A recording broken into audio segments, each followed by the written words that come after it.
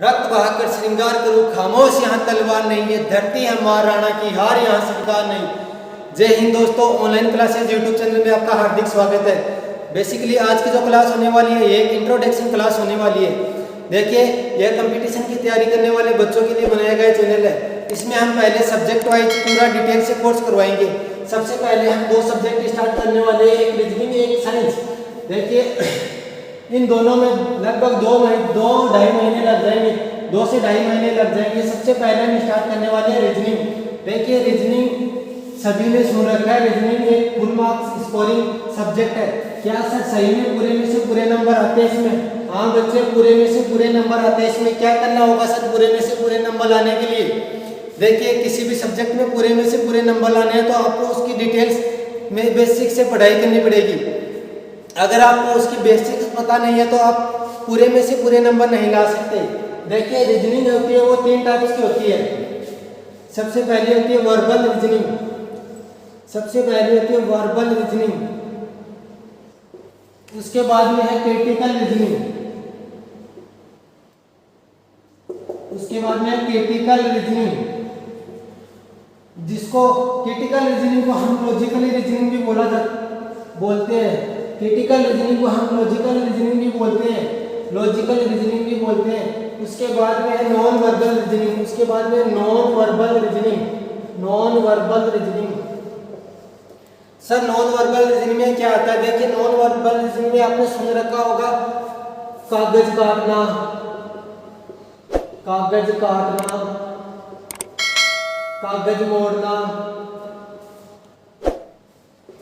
कागज काटना, कागज मोड़ना, चित्र बनाना, चित्र पूरा करना, चित्र पूरा करना, आकृतियां गिनना,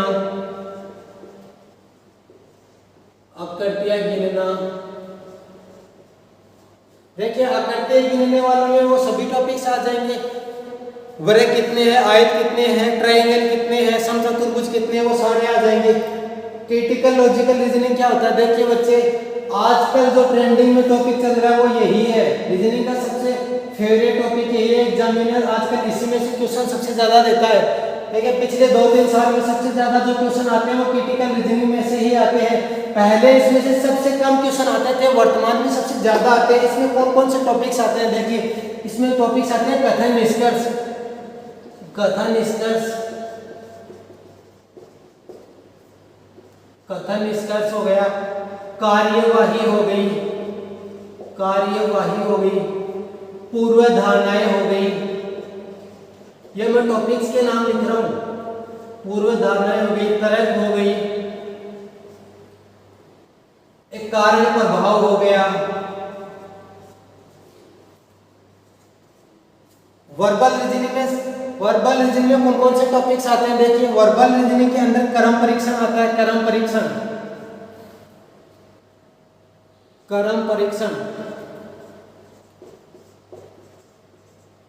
दिशा निर्देश, डायरेक्शन,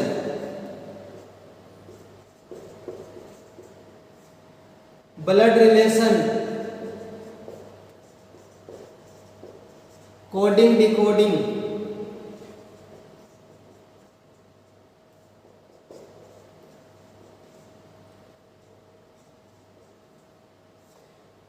देखिए, सबसे ज्यादा जो एसएससी में क्वेश्चन आते हैं वो यहाँ से आते हैं, नॉन वर्बल रीजनिंग में से।